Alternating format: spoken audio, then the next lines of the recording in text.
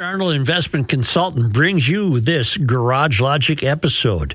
Call Josh at 952-925-5608 for a free 48-minute consultation. Hail the flashlight king. And now, from the mayor's office above the boathouse on the east shore of Spoon Lake, it's Garage Logic with Chris Reavers manning Technology Corner, Kenny Olson from the Krabby Coffee Shop, John Haidt in the newsroom, and of course, the rookie. Here is your flashlight king, fireworks commissioner, and the keeper of common sense, your mayor, Joe Soucheray. Okay, Joe is off today.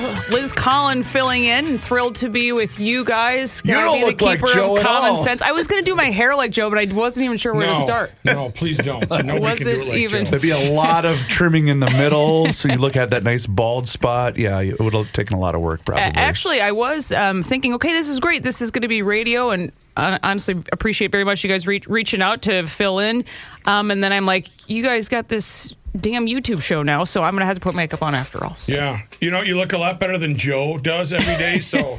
Well, the bar is high. Yeah. If you want to blame YouTube, I would take that up with management, because that was not our decision. Well, this is how it works now, so I get it. Joe usually has like 3 or 4 shirts on, from what I've gathered as well. So Yes, he gets layers. colder. He does does wear a lot of layers. He's not a big fan of when the air conditioning is on in here, which is problematic in the summer. Right. And I say, Joe, it's 950 degrees outside. The air conditioning is going to be on in here. So anyway. But he also can pull off collars that I wasn't actually ever sure that they could even go together. You know what I mean? Yeah, I think his last one he had a Viking thing on. He did kind of pull it up preppy. Yeah, preppy Pretty Joe. in Pink or St. Elmo's Fire, whatever it is. References he would not gather if he were here today. So no, it's great to be here. There's obviously a lot to talk about, and always appreciate you guys too highlighting our work over at Alpha News. And I think that's where we're going to start today with this search warrant that was executed at several locations across the metro. I do know we have quite a bit of news coming up. I like to be a little bit prepared. You guys always make this seem so easy. But we do have Ramsey County Sheriff Bob Fletcher, who's going to be joining us. I think in the next segment, he's going to be talking a little bit more about Capitol security, which, of course, is top of mind after the horrendous political assassinations that took place now more than a month ago here. And going to talk a little bit about a visit I had with Tucker Carlson. Again, no shortage of Minnesota news material in that conversation. And some other work we've been doing over at Alpha News. We kind of believe in reporting that gets results. Thankfully, we've gotten some of those results that we're going to talk about here in a bit. But back to this. How long have you been with Alpha? 37 years. It just feels like it. Yes. Actually, just a little bit over 3 years. 3 years already? Okay. Yes. Okay, got it. Yeah, and do want to remind people, it's alphanews.org. You can sign up for our free newsletter. There, we like to bombard you with email. Not really. You get one a day with our top stories, and then we beg for money a bit as a nonprofit as well. So you'll get those. But yeah, we've grown quite a bit. There were 1.5 of us when I started, and we have about 5 employees now. How do you feel? Do you feel freed versus what your prior career was, and right now where you basically you're unfiltered. You don't have to worry about assignment editors, producers, etc. Yes, feel very free. It's a much different feeling. And people always do ask that questions. Is the news controlled? Do they tell you what to say? And I kind of saw things change in my later years where I was working there at WCCO, and that's why I really felt like there is an appetite, especially in this state, especially in this town, with just so much material that we just weren't getting to on the nightly news. And also, to have the platforms now, well, you guys do it too, just to have longer form conversations rather than things boiled down into, 90 seconds. Right. Yeah. Okay. So good. It's been a good change for sure. But yeah, we got a heads up about this. And, I'm sure you guys feel the same way about all this fraud in Minnesota. It's just absolutely astounding. But this focused on this Minnesota housing program. And this investigation's been going on quite a while, but finally they were able to execute these search warrants yesterday. And we were on the scene there in St. Paul at one of the businesses that was a focus of this. But but again, several locations. So this is the Medicaid and Minnesota's Housing Stabilization Services, known as HSS. And there is suspected fraud, I think upwards of $100 million of fraud. My God. Billing for these services intended to provide stable housing for Minnesotans. But how disturbing is this? So these are people that go out to the Salvation Army, let's say, sober homes across the metro. Homeless encampments are mentioned in the affidavit as well. But they're saying, hey, we'll help you find stable housing once you complete your treatment. And then they bill Medicaid for things like housing consultations, housing transition services, housing sustainability services, and all these moving expenses. The thing is, they're not helping them at all. It's absolutely crazy. And it involves the most vulnerable among us. Yes. The people that need them the most. Yeah. Let me try that. That's better. How come when they begin, fraud's been going on for, how come when they begin something like this, isn't there now a watchdog or some type of filter with the government saying, that's great that you want to help these people, but every month, every 6 months, we're going to check in to make sure when we send that $100,000 check to you that you're gaining or you're giving services to the homeless. Yeah, when you look at even these applications, I agree there's just so many questions. The applications they've highlighted in this affidavit, they're almost like carbon copies of one another. They say they're using AI or they're just cutting and pasting, but they're taking these people's, not only their names, their social security numbers, their phone numbers, they're entering them into the Medicaid system, submitting all these things for reimbursement. They're not helping them at all. And I know there was a push at the legislature to create a position to kind of crack down on this independent officer of Inspector General, and nothing came of that this session. So they were talking again about this yesterday. But I was going to just highlight the numbers because it is just crazy. So in 2020, this is when the program starts, this HSS program. It was estimated to cost $2.5 million. So in 2021, the program paid out more than $21 million in claims. Last year, so 2024, the cost exceeded more than $100 million. And it's on track to basically go there again so in this 5 years, it went from $2 million to over 100? Over $100 million. And they thought at first that $2.5 million, this is This is seed what we money, need. this is what's going to be. And you even think about it, too. 2020, you kind of get it. People are in a crisis. We have the pandemic. Housing is more of an issue, and it just continues to climb. And then all of these LLCs start popping up. And, they're submitting all these what look to be fraudulent forms to Medicaid. But yet, exactly the question, Rookie, how the heck is nobody looking at this? I don't know. And it seems so... when did this start? Well, it looks like the 2020 is the program, but it looks like they're really zeroing in on these payments the last couple of years. So I think they've been... But did they start at $2.5 million or whatever the number was, saying, let's see what we can get away with? Then when it jumps is when somebody should... It's almost like when someone steals your identity, right? They don't chalk up a $150 charge. They run a $2 charge at whatever, a convenience store, and then they start to increase it after that, right? Wow. Isn't it the same philosophy? Pretty good thief. Well, he's put a lot of thought into this. Only because it's happened to me. It's happened to me. That's why. Oh, really? Yes.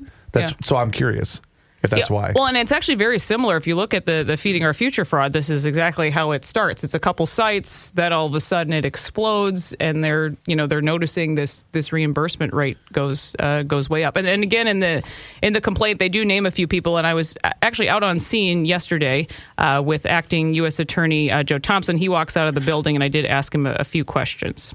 This investigation, what are you looking for? We're investigating fraud and obviously to stop fraud. It looks pretty extensive, Mr. Thompson, with 8 different locations. Are you guys all at the scenes right now of these doing this same work? Yep, the agents are on at all the search sites. How concerned should Minnesota taxpayers be, just seeing these numbers? They're pretty eye-popping in the actual search warrant itself. Obviously, fraud's a huge problem in Minnesota, and hopefully today will help put a stop to at least some of it. Do you know if any arrests have been made in connection with Not today. Thank you all. But in the complaint itself, you have Mustafa Ali, one of the owners of Brilliant Minds LLC. That's where we were, that Midway Griggs building there on University. Fairview, yeah. Yeah, and then Anwar Adwa is the owner of another, and Ahmed Muhammad, the owner of Pristine Health LLC. But these are all clearly Somali names that all are local mentioned. guys. Yeah, in the affidavit itself. Well, and what do we expect from the government? I know Mr. Johnson yesterday was kind of poo-pooing everything and just going by the book with all of their responses. And I'm not going to switch gears, but I liken it to what I've seen with the autism stuff where... Oh, same thing. The DHS, whoever the gal was on the news, was saying, yep, we can't talk about that, or we don't have... I'm just so sick of people hiding behind. If there is fraud, we should know. If I steal from the government... IRS and the Department of Revenue is going to just climb up my hind end with the microscope and say, you need to tell us everything. Liz, can I throw you a question from a loyal town council member, Brian, because he's listening to us live? Question for Liz. Whether it's Feeding Our Future fraud, the HSS fraud, how possible is it that some of the alleged perpetrators have already fled the country? And are there measures taking place to prevent this? I think it's a great question, Brian. We saw that with Feeding Our Future with some other fraud as well. Recently dude bought in the an news. island. Yeah, I mean, they caught people at the airport. That's happened actually a couple different times, and that's why my question was: as soon as let's round them all up, arrest them, and that takes time sometimes, or sometimes they will charge them by summons, or that's just the way the system works. But I agree with Brian. Are they even here anymore? Or the guy that said, give me 30 days. I promise I'll come right back. I'll come right back to do this. No. And that's also a question, too. Where is the money going? And also you have to look to Minnesota's leaders at this point, because this fraud is so pervasive. This isn't just... this is all the last 5-6 years. I think you can really point to. Sure, there's been things happening before, but never on this scale. I mean, ever in Minnesota history. But where is Governor Walz on this, or Attorney General Keith Ellison? These are the people that really are in charge of the pocketbook. For Minnesota. At this because point. Didn't Walz just announce yesterday on his own social media account that they were going to? I'm going to find it here because he was bragging about a new program that they're now going to start in the state of Minnesota. And you've got to tell yourself or ask yourself, well, how is this not going to just be a recipe for the next fraud? Well, I thought he had a press conference a while back about he was really cracking down on fraud. His own fraud. I got it right here. Sure what happened. I got it. Inspector General. I got it right here. This is on July 15th, so 2 days ago. This is from his official account. Growing up in a small town, I saw how small businesses make main streets come alive. That's why I've just announced $33 million for 225 small businesses to ensure that they have the funding that they need to get started. Well, sure, that all sounds great in theory, but... Isn't that the problem in the first place? This is the freaking problem that this state is facing right now. Wow. No, I didn't see that. I think he was actually interviewed yesterday and asked by a few things. I don't think fraud came up. He doesn't grant too many interviews. Well, really? You guys know that. Yeah, one. we know that for sure. Hell yeah. But really, it's sickening, and it's sad. It's sad to see.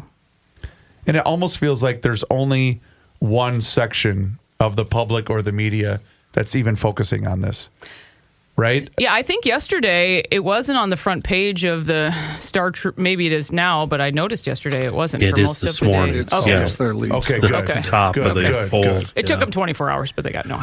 I have a question for you. Two things I keep hearing over and over. One from the governor is we have kids that are going hungry. And then the other one is from our fake mayor, Joe, who says, where are all these hungry kids? He doesn't believe that there's hungry kids. What say you regarding that? Are there hungry kids? Yeah, I mean, even just surrounding this building yesterday, we were there for a couple hours watching this unfold, as agents are there just carting out boxes of evidence connected to this. But you see even people all around the building. I mean, you guys noticed this, right? That you just never saw all this stuff out in the open before.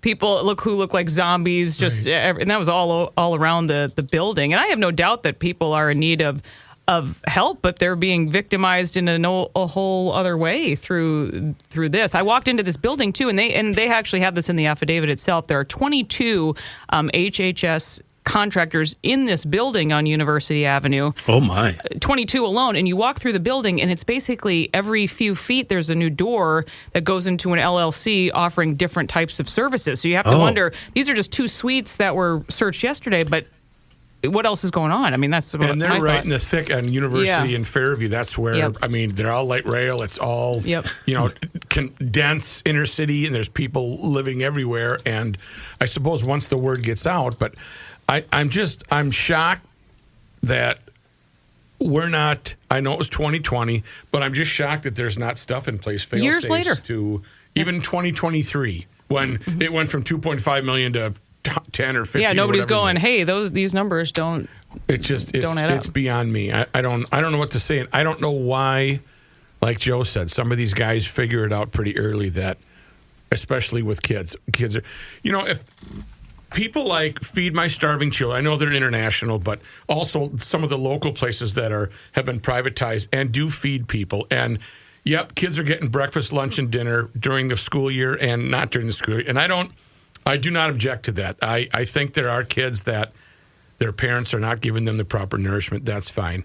But that's also got to be legitimate. It can't be you're in Pequot Lakes and you're feeding 50,000 hungry kids. There's not 50,000 kids. And I think a lot of these programs were in place before. I've had some conversations recently with a couple commercial real estate agents, and they say that the vast majority of their clients are Somali, and they're looking for just businesses to rent. And then they'll actually ask about numbers, how many people, and it's basically they'll kind of just admit to this being a front. And I don't mean to come off as, this sounds racist, or these are actual conversations I've had with people, but and just hearing about just the community itself, if one person's doing it, and you even heard this in the trial of Feeding Our Future, they would say this is, the American dream. They were kind of just like, this is what they know, opening or this business, is making money, and we get tips like that literally every day. Well, there's adult daycare. There's never been anybody who walked in the door.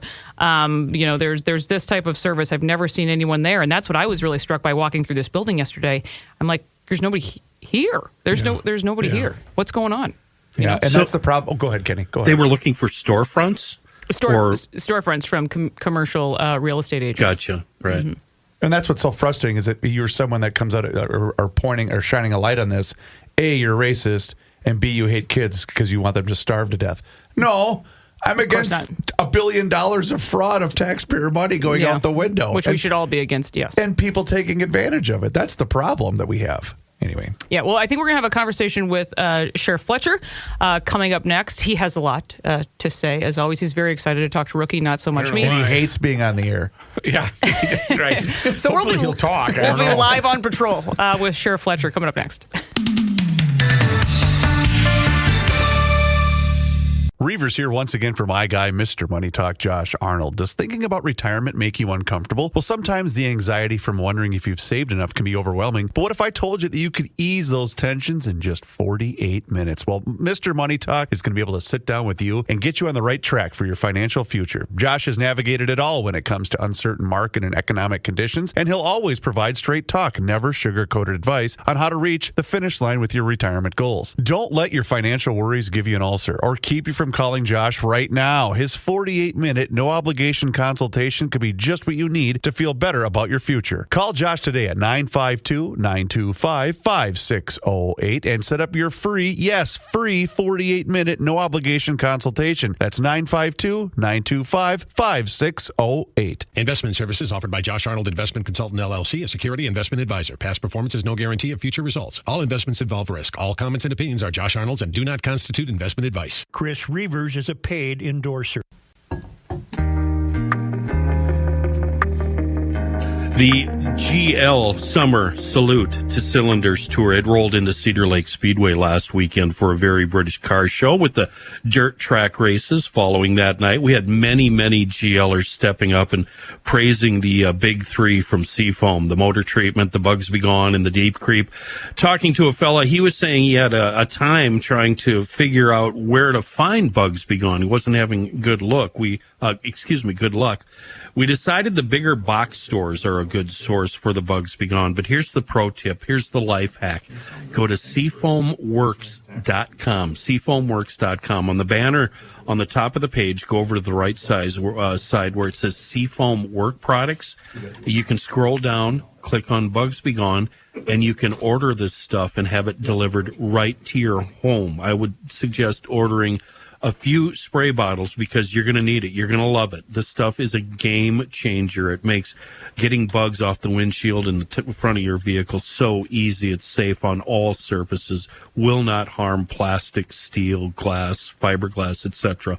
A couple of people said the deep creep played a big part in the restoration of their British cars. And of course, the motor treatment is world renowned among all cylinder owners. The big three from Seafoam: the emergency roadside kit from Garage Logic, Bugs Be Gone, the engine treatment, and Deep Creep. Wonderful products in a world gone awry. Here you go, Liz. Why, thank you, Kenny. Welcome back, everybody. We are going to be talking Capitol security, some notification concerns, all of this coming to light after these horrific political assassinations in Minnesota that took place about a month ago now. And Ramsey County Sheriff Bob Fletcher is joining us at this point. I've heard you've never been on the show, Sheriff. Actually, I remember when we had the show in garages scattered throughout the metro area. And every host would have to tell Joe how many pistons he had inside the garage. That's cylinders, Sheriff. Get it right, man. Get it right. Come on. Sheriff, I want to be on record being the only one not arguing with you. So. Actually, I'm not saying anything either, Sheriff. I want to stay on his good side, for sure. And Sheriff, also, speaking of your garage, you were telling me a fascinating story about you owning like the first computer basically ever. I shouldn't tell people. This might be a security breach of your garage. You know, when I was on the city council, I purchased a Texas Instruments computer, dual floppy, 5-inch dual floppies, 8 megahertz, and IBM and Texas Instruments and Compaq were all in a battle, but IBM eventually won that war. But I still have my computer plus my DOS-1 manuals. Do you still have the original box? Because if you have the original box, that baby going on Marketplace or eBay is going to be That's what I said. Through the roof. Yeah. I was like, why are you still working? This is your retirement plan right here, Sheriff, in your garage. I'm saving it for the 50-year anniversary. Signed by H. Ross Perot, I bet, huh?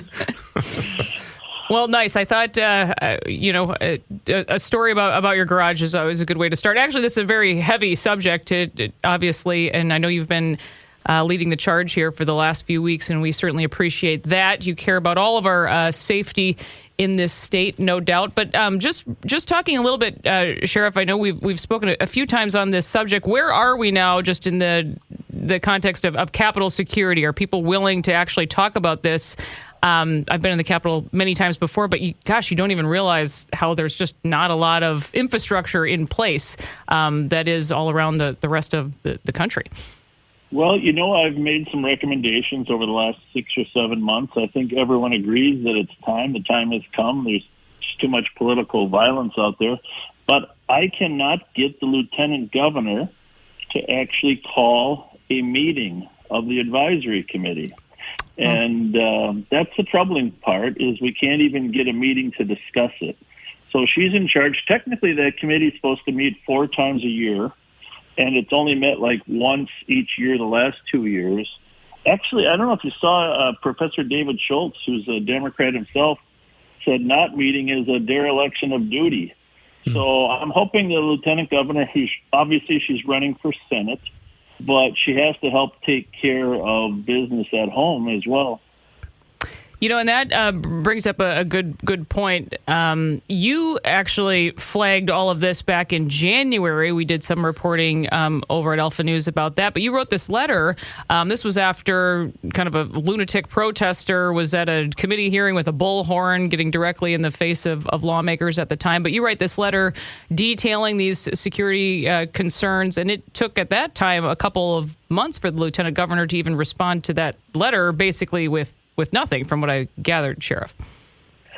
Well, essentially the letter, 3-paragraph letter, but it didn't commit to anything, just a common sense approach that, yes, right, we need something. But I was really hoping, I sent her another letter after the most recent, horrific incident, but I haven't heard back from her. So I really think it's in her hands to call the meeting and get something started, because by next January, there needs to be security in place at that Capitol. And the one thing I want to say to those people that talk about access, security and safety actually enhance access at the Capitol because people are far more comfortable being in public spaces when they know that people have been screened. Locks are for honest people, right, Sheriff?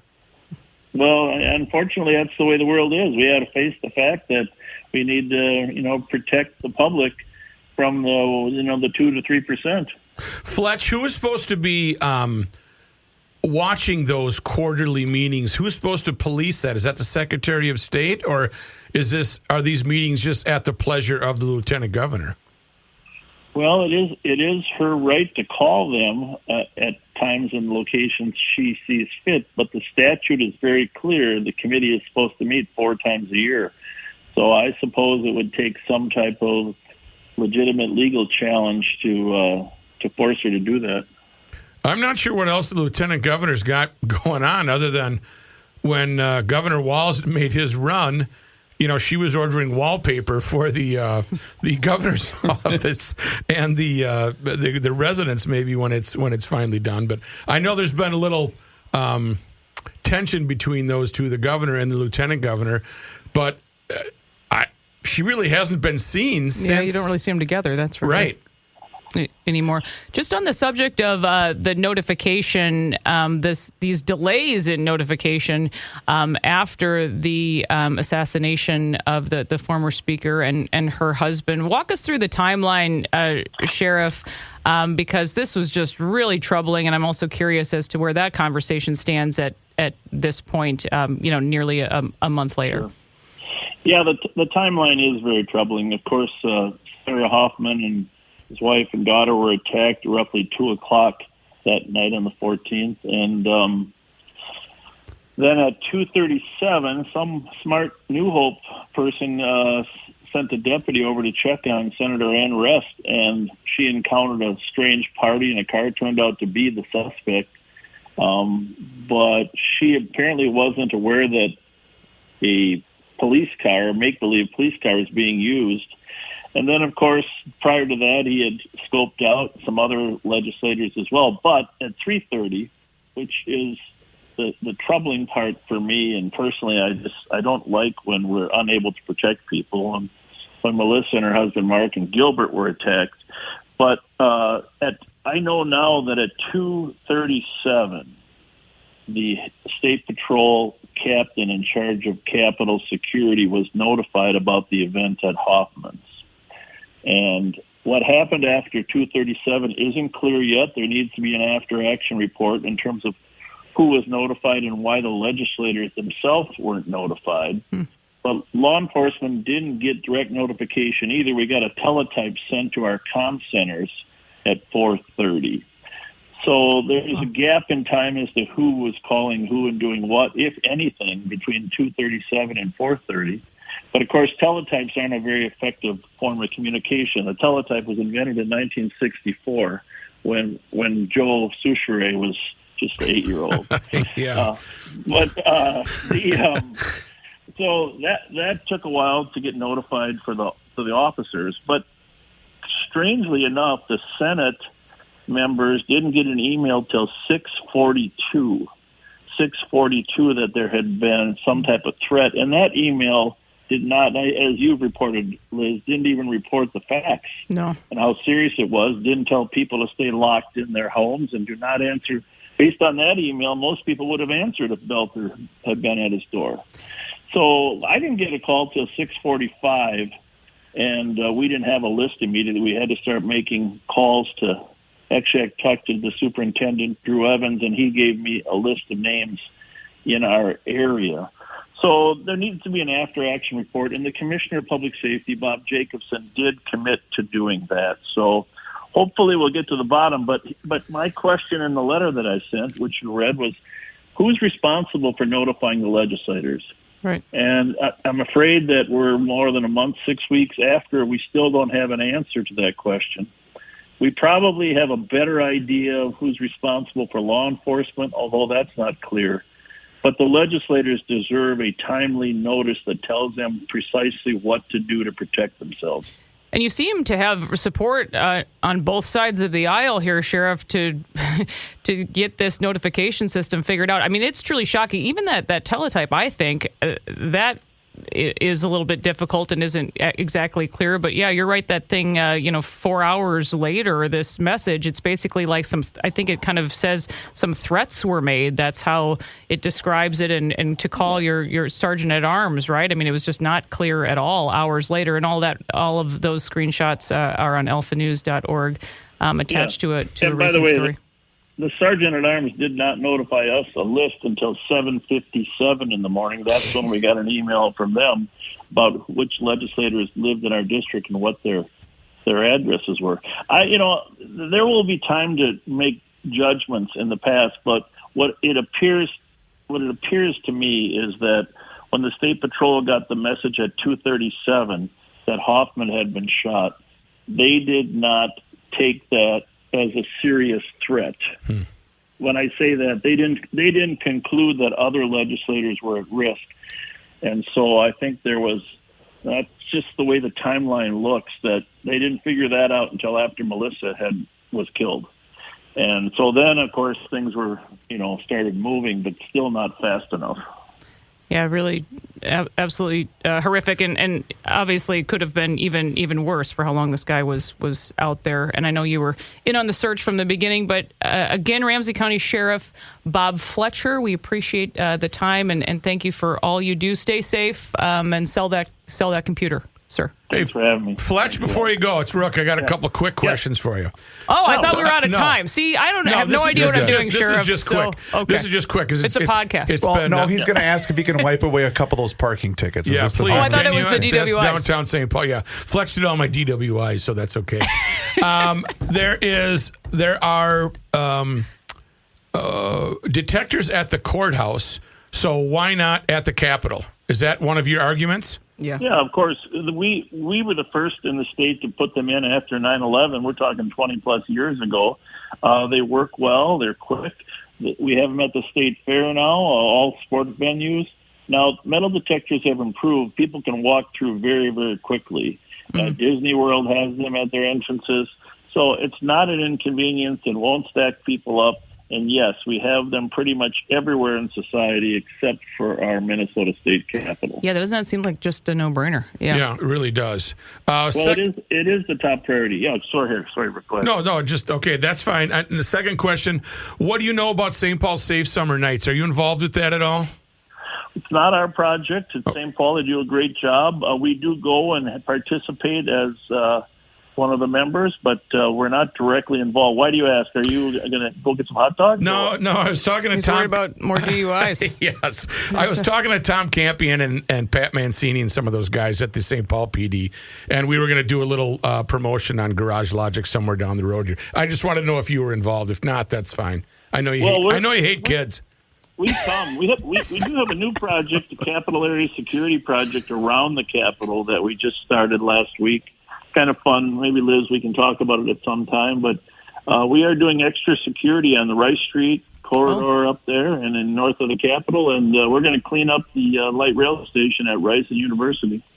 Perfect. Well, there you go. We were just talking about that as a matter of fact. Never a dull moment. Well, thank you again, Sheriff, for being here, and hope to talk to you soon. Stay safe out there. Thanks for having me, Rook. Always a pleasure. Glad you're still around, buddy. I was worried about you. Thanks, Aren't Fletch. we all? Hey, go to Carboni's or go get some donuts, will you? Thanks, Fletch. Wow, that's eye-opening that they can't even get a meeting at the damn Capitol. Yeah, wow. I thought that maybe something had changed since last week. Well, this just goes really to show troubling. you Joe's explanation about the third rail. I can't be bothered to do my job. I'm trying to run for Senate. Right. Is it that, or is it a personal beef with Fletch? You think it would be? But if you're a politician right now, even if you're a Democrat, it shouldn't matter. Yeah, I mean, I would have a level of concern. Yeah, I've heard from the sheriff, and he has said that he has support from both sides. I mean, they want to be safe in the Capitol, just like the rest of us. Of all the things that shouldn't be a partisan issue, you would think death might be high amongst those things. Well, and I think it's also quite telling too. If the lieutenant governor and our governor are not talking, that seems to be a problem. Wow. For us. Little family squabble there. Unbelievable. It's been months. Okay, next up, guys, I think we're going to talk a little bit. John is going to love this segment about my conversation with Tucker Carlson. Oh, he's going to love that. How about I talk to you guys about our friends at Hofferman Water and Connecticut? Right. Hofferman Water has been proudly serving the state of Minnesota for over 50 years, as you guys already know. But here's the thing with Hofferman Water and Connecticut. They're appearing all over the place right now. I just saw a big truck down at the Rice County Fairgrounds. I dropped my boys off on Tuesday. They had 3 different Hofferman Water trucks. It was really cool. Did you just run to the spigot like an old and just turn you haven't that seen thing? Him since, I bet. No, actually, my kid said, Dad, why are you taking my picture by this van? I said, because I'm going to put this on social media, buddy. You know how this operation works. But that's just what's cool about Hofferman Water and Connecticut. And the thing is right now, it's a great time to have them come out to give you that free water analysis. And you can do that one of 2 ways. You can call them directly at 612-895-2440, or you can also visit their website, which is, of course, HoffermanWater.com. Either way, you can get on that schedule. And they're going to come out for that free water analysis. And then what they're going to do is they're going to give you this thing that's called a water score. And then based upon that water score, they're going to give you recommendations and how they can improve the quality of your water. But you got to get on that schedule first. So again, 612-895-2440 or HoffermanWater.com. And like I mentioned, Hofferman Water has been proudly serving the state of Minnesota for over 50 years. Do me a favor and mention that you heard about them on the Garage Logic podcast.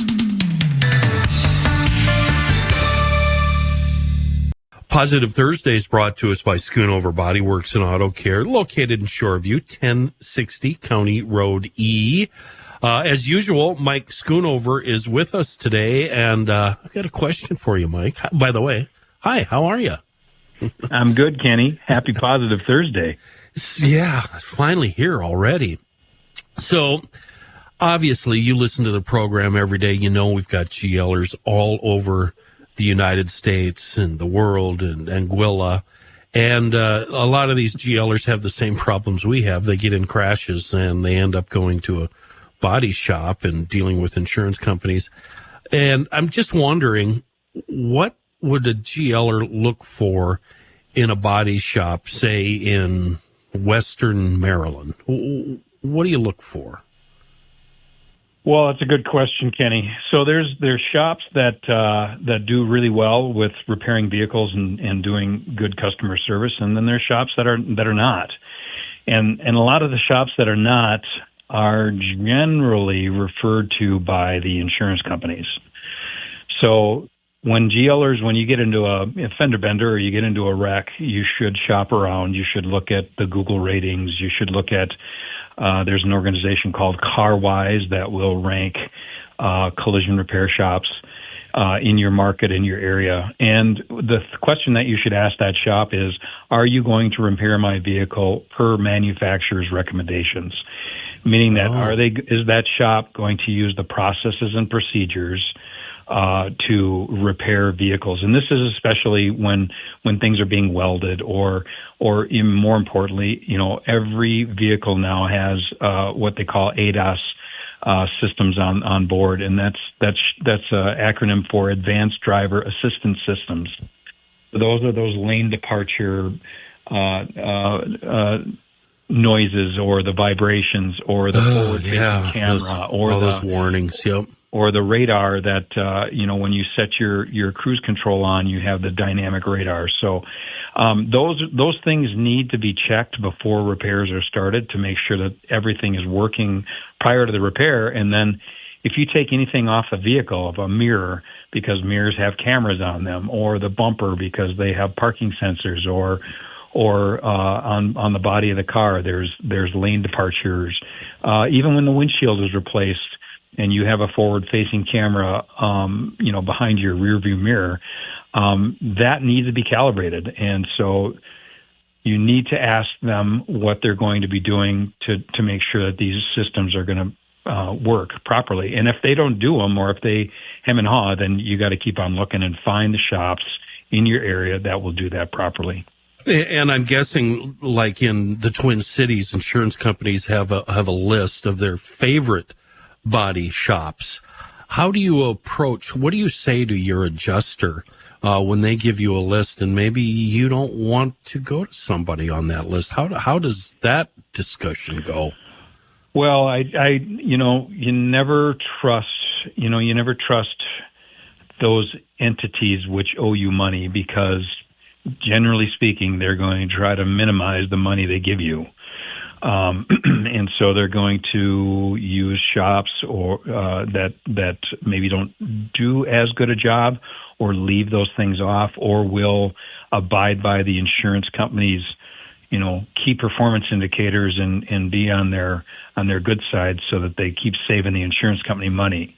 Saving the insurance company's money does not make a safe and proper repair for the customer. So I would say, GLers, do your research before you need it, whether it be maintenance or auto body work or glass work. Do your research ahead of time, and then save that contact in your phone for when you do need them. Because if you got a tow truck and you're on the side of the road, and they're asking you, where do you want to take it? That is not the time you want to do your research. That's right where I was going. Thank you. Yeah, ahead of time. I think that's the most important advice we can give right now. Know before it happens. Yeah, because so much has changed, Kenny. There's so much consolidation going on in the automotive market, whether it be body shops or mechanical shops, tire shops, you name it. I really, obviously we're a generational family-owned business, and so there's a lot of us around, and that will still be around, and those are the ones that I believe care more, because it's closely held. That's not to say that there's larger entities that are corporate owned that don't do a good job. You just need to research and make sure that they do. Sound advice. Thank you, Mike. And that advice and that honesty is the reason why we love Schoonover Body Works and Auto Care here in the Twin Cities. They've been at it since 1938. You guys are always at the top of the heap when it comes to ratings in the top metro shops. As far as we're concerned, you guys are the best in the biz. The website is schoonoverbodyworks.com. Thank you, Mike. Thanks, Kenny. Thanks, GLers. You guys have a great day. It's going to be a wonderful one. Okay. Damn TV people filling it all the time. Well, you guys, my eyelashes are getting in the way. Okay, yes. So I was recently on Tucker Carlson, which was actually a really cool experience. They had reached out a couple different times to talk about the book and the documentary and whatnot, and what the heck is going on in Minnesota. And things kind of fell apart in the end. But finally, they called after these horrific political assassinations, and then I was there just a couple days later. But what's so crazy about Tucker Carlson, so he does his show in Maine in the summer, in literally the middle of nowhere. Wow. So you fly into Portland, and then you're blindfolded. Honestly, this is what it felt like. And so then you're picked up and driven like almost 2 hours out of Portland. I really, honestly, to this day, have really no idea where I was. And this was about a few weeks ago now, obviously. And his show is in the back of this like machine shop warehouse, I would describe it. This barn. I'm like, what is going on? Don't go in the basement. What is going on? We have no relation to you. Listen, we're already nervous. Right. Does this smell like chloroform? Yeah, that's exactly what I'm thinking. I was like, in my mind, this is not exactly how I imagined this. Yeah. And I obviously knew a little bit about his show before this. But what's interesting is, so then he brings, he has like a local couple there, and they cooked us breakfast, because there's a kitchen inside this machine shop, like all sheds should have. And we have this delicious breakfast, but he always wants to have a meal with his guests before he talks to them. I think just to kind of get a vibe and just break the ice. So you're not just on. It's just go, lights on, go. Right. And he's a very interesting guy. He's really curious about everything. He asks a lot of questions about Minnesota, about me, and kind of the whole backstory. Really kind. And generous, and then you just sit at this table next to the kitchen table where you just had breakfast, and this is where you do the podcast. But even my makeup, they had a makeup gal there, and I was doing it right next to like a belt sander. It was very odd. It sounds perfect to me. I'll be honest. It sounds ideal. Middle of nowhere, that's Kenny country. It's a ray of hope that they weren't going to work the belt sander on your chin to get rid of like whiskers or anything. Were there any crop dusters in the area? They were all at your place again, Kenny. Yeah. So what you're saying is that experience of being a guest on Tucker's show was a little different than coming in here, where I basically walk you down the maze of the hallway way, and then there's ice here, so it's different. That's true. That's true. What was in all honesty, what was the response from both obviously people that follow you, but maybe people that follow Tucker's show, and how was that type of a reaction? Well, what's interesting is so you put together kind of like a packet, just here's some things, kind of his background that you'd think the producers would pass on to Tucker. He has a whole team. He actually took most of his team, I think, from Fox when he left. And they're still working with him to this day, but they're kind of all over the country. And there's just a few people on scene there on set in Maine. And then I think he does his show in Florida. But what was interesting is I don't think he read anything that I sent. Or he's just a really good actor because he seems so surprised about everything that has happened in Minnesota. Sure. But he actually needed to take a break for a second. He's like, I just need 30 seconds because I'm kind of in disbelief about all these things that you're... Really? Because the conversation is more than an hour. I think it was about an hour and a half. But he's like, I just need about 30 seconds. You're not really sure where the conversation's even going to go either. But we covered, obviously, the assassination, walls, the fall of Minneapolis, everything. But that was kind of eye-opening for me to experience. So this, I think I said that a couple times during the interview. I know I sound crazy, but there's this. Well, that's what's so shocking to us because we're in it. We're in the thick of it every single day. Yeah, you don't think about it. We don't. But then much. On the outside world, is this really happening in your state? And you have to say, this is what we've become, unfortunately. Yeah, it's sad how we have become known for many of these high profile things just the last few years. But yeah, it was just it was a very fun experience just to see all of that. And the reason the story behind his shed is that his wife was paying too much for boat storage, so they bought this building. He lives on an island close by. Okay. And then he just takes this old pickup ferry truck out there, or pontoon? Well, he lives on an island, and then somehow he just drives himself to the studio to do these shows. And then he said that his wife was paying too much. She's in charge of the bills, he said.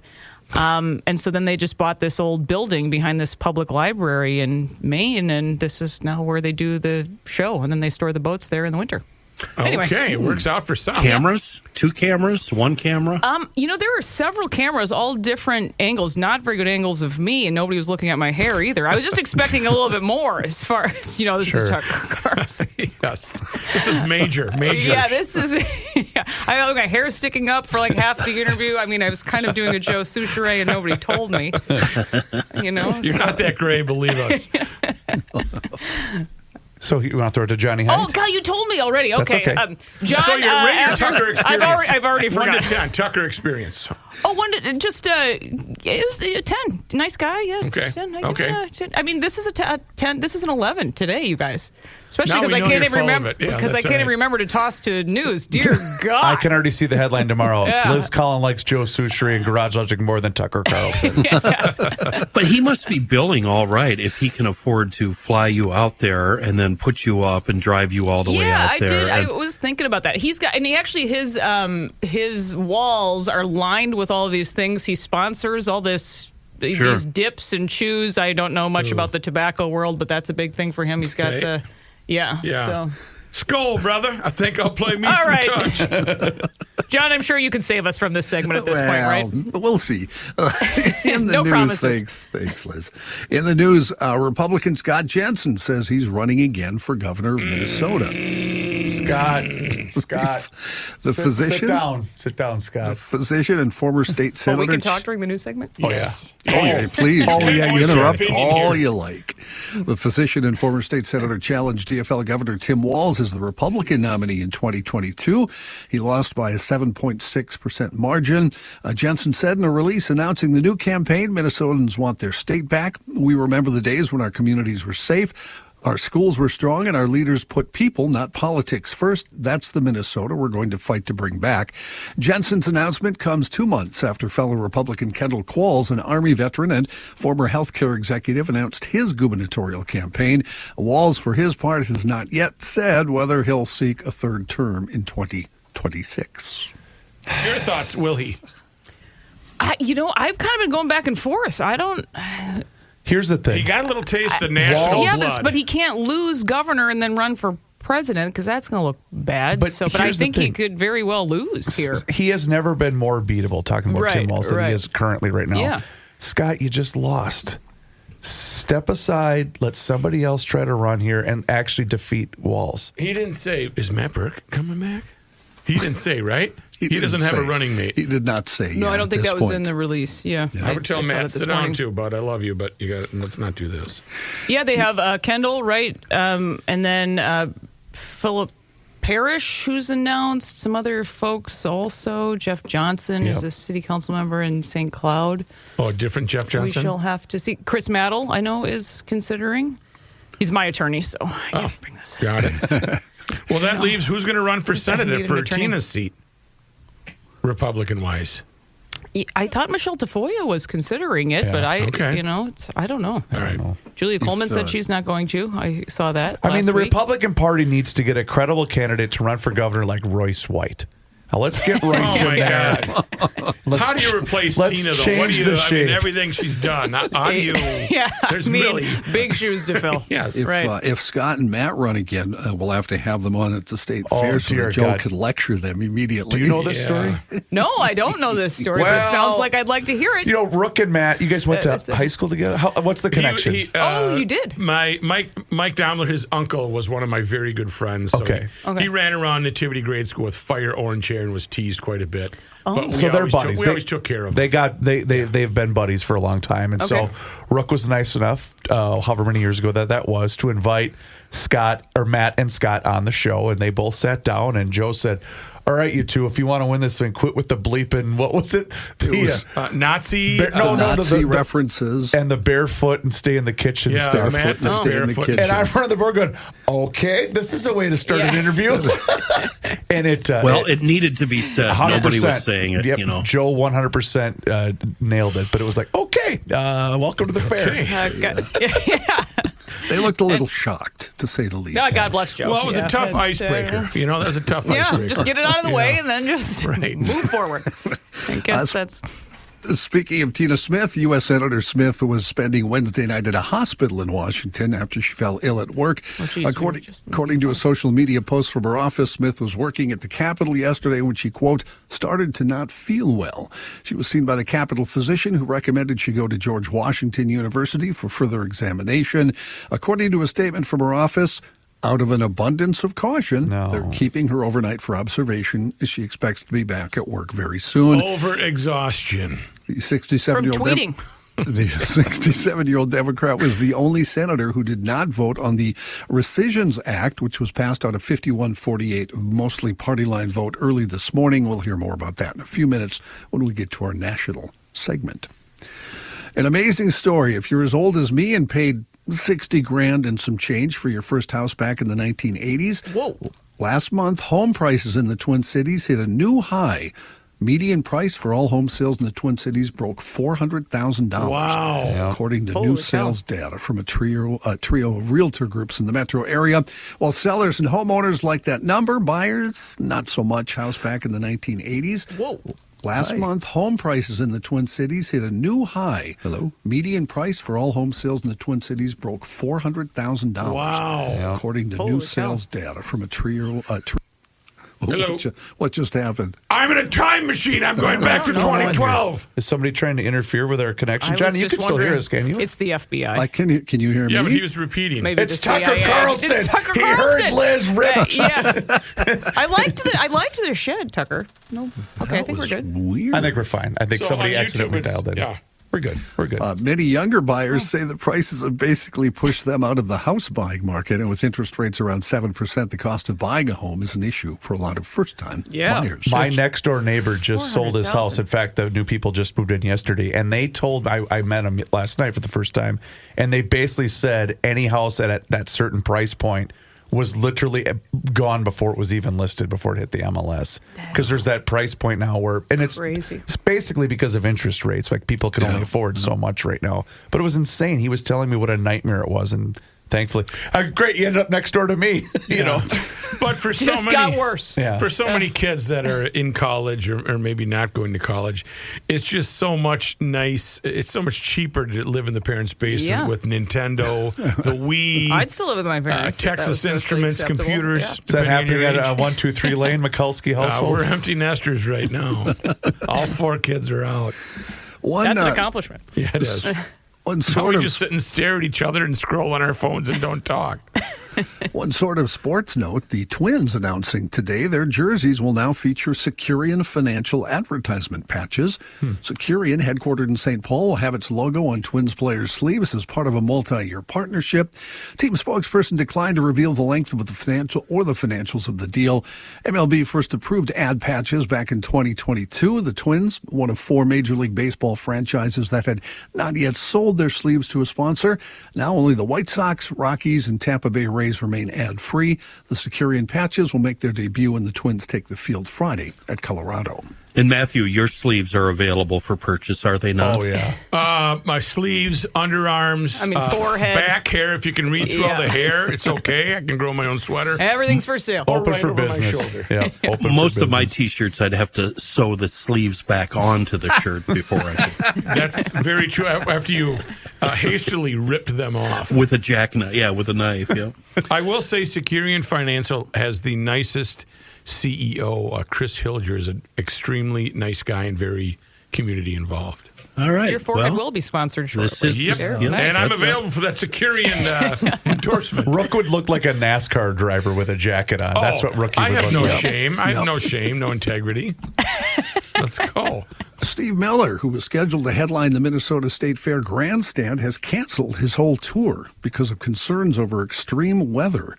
Ticket sales for the State Fair gig with the Rascals on August 28th have been halted. How do we know what the weather's going to be? Refunds will be given to current ticket holders. According to Miller, you make music with your instincts. You live life by your instincts. Always trust your instincts. The combination of extreme heat, unpredictable flooding, tornadoes, hurricanes, and massive forest fires make these risks for you, our audience, the band, and the crew unacceptable. So you can blame it on the weather. The tour is canceled. This has got to be. Is that a joke? I think this has got to be no one was buying tickets, right, Johnny? Don't you think? Steve Miller? He would sell out the fair. He would sell out here easily. I know, and it's the fair. I know he'd do well here, but I'm saying for the tour. What kind of weather app does he have? Right. Oh, all right. What are we missing? He's a contrarian, always has been. So he maybe just didn't want to go out on tour. He's 81. So he's 81? Maybe he just said, you know what? Abracadabra, I'm out of here. State Fair representatives said a replacement act will be named for Miller's date, which fell on the second Thursday of this year's fair. Refunds will be given out automatically to anyone who bought tickets using a credit card. I wonder how they're going to fill that date.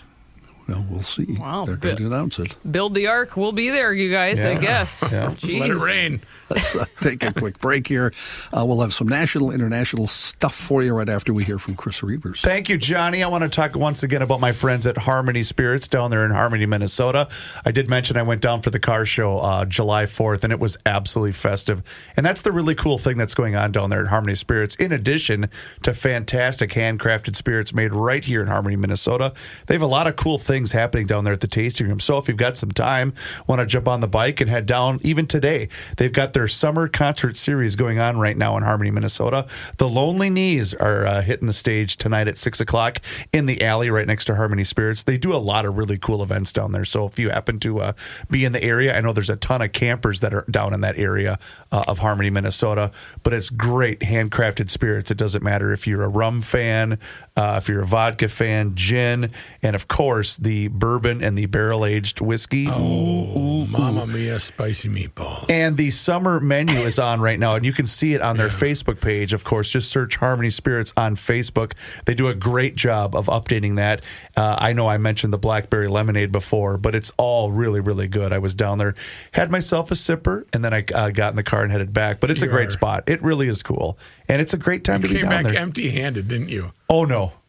Oh, I did. I did. I did. He's just not sharing. He's a POS. Just didn't bring anything in here. But if you can't make it down there, do us a favor. Go into your local liquor store and ask for the Harmony brand by name. And that's really how they're going to continue to keep growing their product. And they thank each and every one of you GLers that have stopped in. So anyway, check out their website in addition to that, harmonyspirits.net. Stop in, say hi to Larry, Damon, and the entire crew and let them know that you heard about it on the Garage Logic podcast.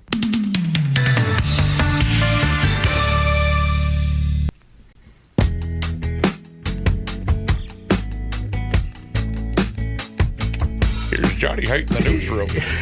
National and international news. And before I do that, let me remind you, as always, this news is brought to you by the fine folks at North American Banking Company. Update on a story we had yesterday, hours after President Trump told a room full of Republican lawmakers that he would fire Federal Reserve Chair Jerome Powell. He has denied plans to do that. He said yesterday, "We're not planning on doing it. I don't rule out anything, but I think it's highly unlikely unless he has to leave for fraud." At a meeting on Tuesday night in the Oval Office, the president had asked a group of House Republicans if they thought he should fire Powell. After getting support for the move, the president said he would follow through, according to a senior White House official. The president indicated he would likely do it soon, according to the official. One problem with all of this, a recent Supreme Court decision indicated the president does not have the authority to remove Fed officials at will. One small detail. So he likely cannot fire Powell, and Powell has said he will not resign the position. His term, by the way, if you're wondering, ends in May of 2026. Most of the U.S.'s trade partners who have not already gotten a letter from the administration will get a notice of payment informing them of the new tariff rate for imports to the U.S. President Trump telling reporters that yesterday. Of the more than 150 countries, he said, we're not really negotiating with them, and they're smaller. We don't do much business with them. A deal with India also could be coming as well. He said they're close to a deal that would bring it around 25%. Trump also said on Tuesday the U.S. will impose a 19% tariff on goods imported from Indonesia after sending a flurry of letters sent to U.S. trade partners last week, setting rates at 25 to 50% effective August 1st. Senate Republicans had the votes to pass that package of $9 billion in spending cuts, giving President Trump another big legislative victory. GOP leaders had to quell a revolt from members of the powerful Appropriations Committee with a couple of concessions on a package that originally was set at $9.4 billion. Russell Voigt, the director of the Office of Management and Budget, told reporters the rescissions package had enough votes after the Senate GOP leaders agreed to an amendment to remove cuts to the president's emergency plan for AIDS relief, or PEPFAR, leaving money for the successful global initiative former President Bush launched in 2003 to combat AIDS. Vogt, the administration's chief budget watchdog, also worked out a side deal with Senator Mike Rounds of South Dakota to redirect money in the Interior Department to help about 28 radio stations across 14 states that broadcast into tribal lands and were at risk of being hurt by $1.1 billion in cuts to the Corporation of Public Broadcasting. House Republicans, still not going away, directing the Justice Department to release classified documents pertaining to Jeffrey Epstein's sex trafficking ring. The push from the Republicans, which would require a House majority to succeed, comes after President Trump criticized Republicans who supported their release and defended Attorney General Pam Bondi's handling of the case. The president also posted in a long, rambling post on his social media account that MAGA members who want the files released don't need to be part of his movement and that they're, in his words, weaklings. The Justice Department last week released a two-page memo saying Epstein left no client list of those involved in his abuse of underage girls. The department said there was also no further evidence that could be released and no additional charges. That announcement has sparked frustration among Trump's base, many who have long awaited the list. Singer Connie Francis has died. Francis was a star of the 1950s and 60s, known for her hits Pretty Little Baby, Stupid Cupid, Who's Sorry Now, and Where the Boys Are. Connie Francis was 87 years old. No cause of death was released. John, did she write those songs, or was she just merely singing other people's words? She was merely singing other people's words, Kenny. Yeah. She didn't write stuff. Yeah, kind of thought that. Thank you. Who's the Connie I'm thinking of with the white hair? In the 70s. The white Stevens? Hawkins? Was that it? Connie Stevens? Could be anyone. Okay, I thought, but Connie Francis, she was a dark-haired gal. She was when she was young, yeah. She had gray hair the last few years. That's how that works. Oh, is that how that works? Right. I'm thinking of Connie Stevens, yes, okay. Except for yours. That's separate, yes. It's amazing how to salad, isn't that there, Liz? Yeah. Is this a taboo subject, Liz? We shall not delve further. Yep. And right. Connie Stevens at 86 is still with us. Yeah. The largest piece of Mars on Earth sold for $5.3 million. Not buying this. This is fraud. It's highest level. This is BS. It's a big rock they found in Lake Superior and blamed it. No. Largest piece of Mars on Earth sold for $5.3 million at Sotheby's yesterday, the most valuable meteorite ever auctioned. The segment was discovered in November 2023 by a meteorite hunter in Nigeria's Agadez region of the Sahara Desert. The rock has a hunter? He's like, is that actually a job? Yeah. A cape. The rock has a distinct Martian reddish hue and is partially composed of glass, about 21% by volume, believed to have been forged from the heat and pressure applied to Mars' surface when an asteroid struck it, propelling the chunk 140 million miles through space to Earth. It has the scientific name NWA 16788, referencing its discovery in Northwest Africa, and was validated as a Martian rock in the leading journal for this is tough to say, meteoritic science earlier this year. I Martian subscribe to that. I haven't got this month's issue yet. Yeah, well, you can borrow my pen. Do you think he has it on his dating profile? I'm a meteorite explorer. You know, you think that's what he tells all the ladies? Instead of holding a fish. Right. Yes, exactly. You got to hold this rock, ladies. Like it's really forward there. Not like deer antlers, but Martian meteorites are very Wait a rare. minute, John. Where does that fall? Oh, yeah. The rack, the deer rack, or the fish, or the meteor? I think the meteor. I mean, that's tough. Yeah. Martian meteorites are very rare. We have about 77,000 officially recognized meteorites, and only 400 are recognized as being from Mars. How do we know that? They figure out what they're made out of. The carbon 22 or whatever it is. Well, no, that would be an aging. That would be an aging thing. It's like some kind of Western thing. Like they work on Connie Stevens, right? Anyway. Come on now. Yikes. I must have had some kind of boyhood crush on Connie Stevens. Clearly. To remember that, huh? Yeah. Connie, and I don't want to be off base here or anything, but she had an album out where she was, there was just a picture of her topless for no apparent reason. Maybe that's standing why you Maybe remember. that's what I got my hands on in the closet as a 9-year-old boy. Right when I was done with Herb Alpert, and what was that? The whipped cream lady. Whipped cream one. Oh, dear God. Angus is now, we're Her off the rails. Debbie Boone. Okay. How wholesome she was. What? Whoops. Are we on? I'm sorry. Yeah, we're still on. Well, we were. Whoopsies. I mean, Yeah, we're sorry, Mom. lost. From the Oops department. From the Oops department, the LA County. I literally thought you just said the boobs department. Right. Wait. Okay. Sorry, John. That was me. The LA County Sheriff's Department is investigating how an assault rifle went missing from and possibly fell out of the trunk of a squad car in South LA. Deputies first noted the Colt M4 assault rifle was missing from the trunk of their squad Saturday night. It had been kept in a black hard-shelled storage case in the vehicle's trunk, along with magazines, each loaded with 30 rounds of ammo. Sheriff's Department asked the public for help in finding the assault rifle, identified the route the deputies traveled on Saturday night in hopes of figuring out where the weapon is.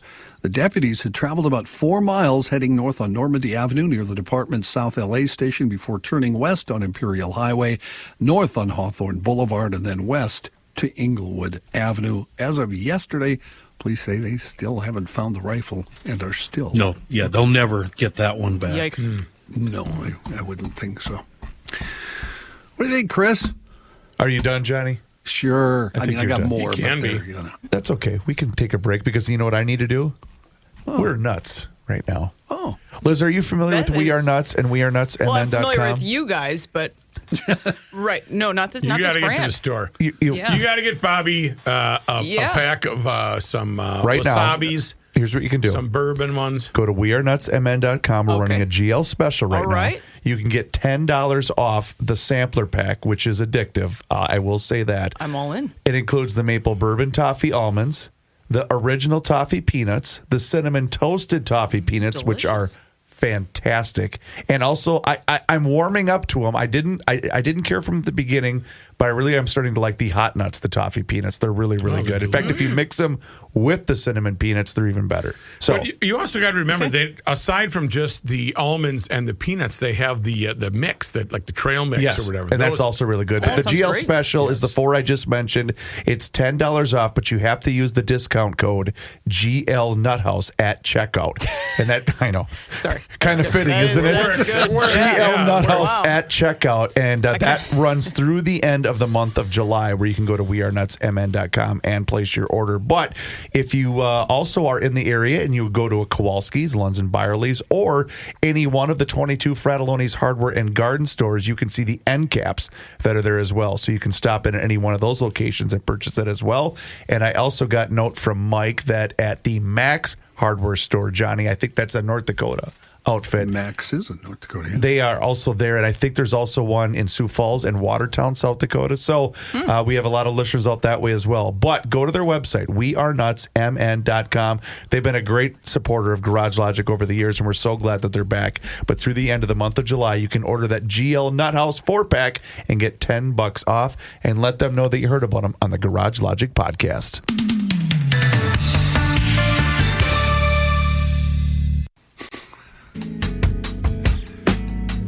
Big day now. Ready?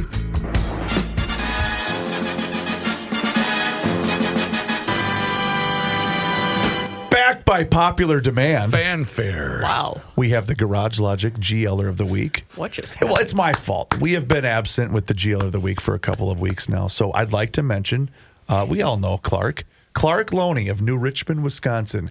Let me guess, he's a third cousin of yours. Neighbor. No, he's shut an old up. neighbor. We lived in this Max, is North made Dakota. We've They been hunted meteors together. Yes. We've been getting ripped because everybody that's won the GLer of the Week, Liz, So rigged. has some type of connection to the show. We hunted Mars meteorites in Max, North Dakota. I saw it in the magazine. So in order to become eligible for the GLer of the Week, make sure that you update your town council membership to an annual membership, and you're going to get that $50 gift certificate from Masters Maples and mastersmaples.com, the best pure maple syrup here in the great state of Minnesota.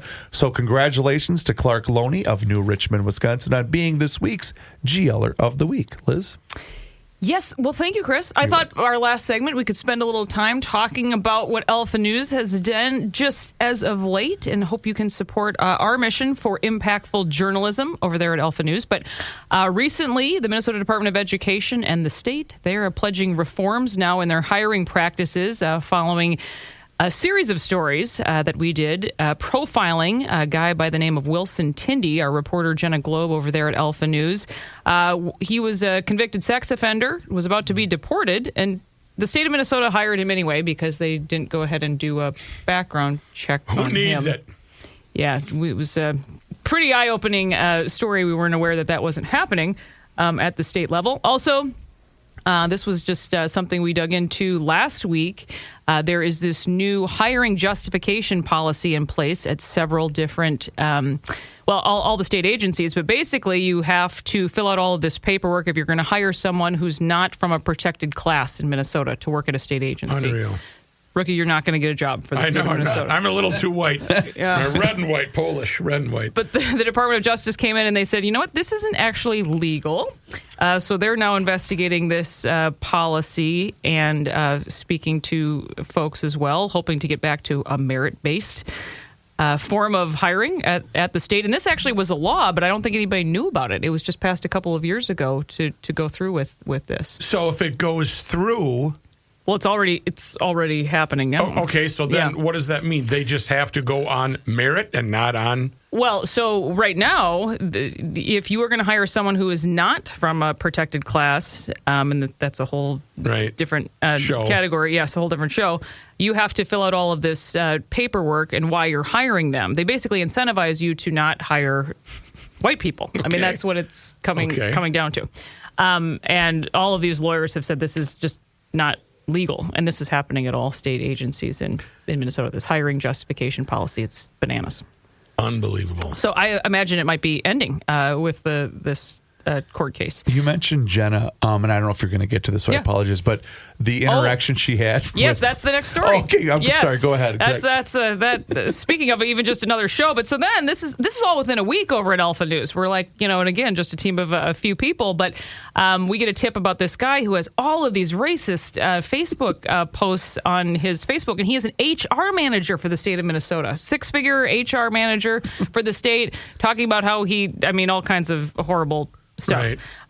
And Jenna goes ahead and emails him for the story saying, we have all of this from your Facebook account. And I'm trying to, where is the exact, F you, Jenna. Notice I did not use my work email. You effing rotten B word. Hey now. Yeah. So anyway, he's a really nice guy. On leave now from the state of Minnesota after all of this has come to light. My favorite part of that interaction was A, he did use his state account. Yeah. And B, he attempted several times to recall the retrieve the email, which, buddy, it doesn't work that way. Which you couldn't do. And then also I'm like, this is like the guy who's in charge of human resources? What is happening? Imagine going into his office with a complaint. And then didn't he resend it on his personal account? And then he sent it, and he basically said, my Facebook is protected. Like, that's not how that works. That's somebody who wants to get fired. Yeah, I mean, honestly. So anyway, that's just a week over at Alpha News. But yes, please download our free app. It's Alpha News MN on the App Store. Sign up for our email, alphanews.org. You can go ahead and get that free every day delivered to your inbox. And also, we're Alpha News MN on X, where we break a lot of our stories there. So follow us on all the social medias as well. And check out my podcast called Liz Collin Reports. When do you normally release your show? Crazy name. How did you get that? Pretty creative, writer. Good, yeah. How often do you release your podcast? Remind me. Usually Mondays and Wednesdays. So that's when we kind of have just try to bring out different voices you won't hear on the nightly news. So that's what we're. Thanks for filling in, Liz. We appreciate it. It was really fun. Thank you guys for letting me into the Nut House. Yeah. It is in the jail Nut House. We are Nut House MN. No, wait. We are nutsmn.com. It's actually my homepage now. Yeah. Very good. Yeah. Thank you, Liz. Please do us a favor if you haven't done so already and hit subscribe on the Garage Logic YouTube channel. GL has a YouTube channel, and you can watch the show live each and every single day starting right around noon. 11 o'clock start time tomorrow. Not because my son is playing in a baseball game at 12:30. That has nothing to do with that whatsoever. But hit subscribe on the Garage Logic YouTube channel. And you can also see full segments. There's video shorts. There's behind-the-scenes footage. That's all there for you. And you can also follow us along on all of our social media channels, which includes Facebook, Instagram, and X. And sign up for the Daily Logician. That email comes right to your inbox each and every single day, and it includes the most recent episode of the podcast. Find out more and sign up today at garagelogic.com. It is time once again that we check in with our guy, Mr. Money Talk. Josh Arnold is with us once again right here in Garage Logic. And now is the time for you to do the same. So do not delay. Do exactly what I did and pick up that phone and dial 952-925-5608. That number once again is 952-925-5608. When you call that number, you're going to get Josh. And he is there for you for that free, yes, I did use the word free, 48-minute financial consultation with absolutely zero obligation. And he will always give you the straight talk. He will never give you the sugar-coated advice. And he is on the line with us once again right here in Garage Logic. And boy, Josh, today, Coke is it. Pepsi might not be. And crushing it is absolutely on fire right now. That is correct. Pepsi-Cola reported their earnings today, Chris, and they beat the numbers, but flat, very flat sales in terms of their beverages, and their food business, not so good. Not so good. Nonetheless, because Pepsi had beat and Pepsi's stock has been down significantly, they did get a little bit of a bounce. When I say Coke is it, Coke is it. Things definitely go better with Coke, or Coke and a smile, and Coke is teaching the world to sing. And the president, he's telling Coke, and rumor has it, we're not trading on rumor. News has it that Coke is going to be moving from corn syrup the cane sugar in their product here in the United States. Very, very interesting. That news has hurt Archer Daniels Midland. They've been down after this announcement. Coke is up a little bit, but very interesting the switch from, or the potential switch, should it really happen here in the United States, from corn syrup to cane sugar. Those with discerning tastes in Coca-Cola say that they can taste the difference between the cane sugar product, which you can get in the stores, as long as you get the Mexican Coke, which costs a little bit more per bottle because that's made with cane sugar. And during Passover, kosher Coke is made with cane sugar. Also costs more than the regular straight-up Coke. But I'm not sure how many people drink the regular straight-up Coke. Many are still drinking Diet Coke, Coke-free, because they don't want the extra calories. But I'm one of those people. I still like my Coke with a smile. As to a Acushnet, market symbol is GOLF. GOLF. And since I've talked about GOLF starting earlier this year with the early major tournaments like the Masters, through the Players, and through the U.S. Open and now the British Open, that little stock keeps going up, hitting a new high. Market symbol GOLF. Not a lot of shares are available for trading, but golf has been on a more than a roll. Acushnet is, you're probably more familiar with that, with Titleist golf balls, and they have expanded their line. You're familiar with that with Titleist golf clubs and FootJoy clothing. Acushnet, how do you like that? They've been doing much better than Topgolf, which is the big golf driving ranges. Locally, they have one in Brooklyn Park, designed not only to hit golf balls at targets and have some fun with your friends, but also as a entertainment venue. And they continue to expand around the country. Topgolf also owns Callaway clubs. I would say you want straight up golf, take a look at Acushnet, but again, very light in trading. And when trading volumes are light, that can create a little extra volatility. Now, meantime, we do have more earnings that continue to come out. And with, one of my focuses, not just on leisure, which we talked about with Coke, Pepsi, and Acushnet, but I do have a big focus on internet-related companies. And one of the biggies, Taiwan Semiconductor, beat top line, bottom line. They continue to expand in the United States, and they've gotten big AI, that's an artificial intelligence chip demand, and they manufacture chips for everybody from the leader, NVIDIA, to number 2, Advanced Micro Devices, and probably for many others as the leading chip manufacturer in the world. This stock has also done very well, but it will follow what's going on in the semiconductor space. But artificial intelligence, we'll say, which I have said is the Internet 3.0, going to be with us as a theme for quite a while. Excellent advice. As always, Mr. Money Talk, you heard him, GLers. Now is the time for you to pick up the phone and make the call for that free 48-minute financial consultation with absolutely zero obligation. And you do that just like I did by dialing 952-925-5608, where you always get straight talk and never, ever sugar-coated advice. Josh, once again, thank you so much for the time and the chat. Enjoy the rest of your day. Have a fantastic weekend, and we'll talk to you again next week. Look forward to it. Thanks, Chris. Investment services offered by Josh Arnold Investment Consultant LLC, a security investment advisor. Past performance is no guarantee of future results. All investments involve risk. All comments and opinions are Josh Arnold's and do not constitute investment advice. Chris Reavers is a paid endorser.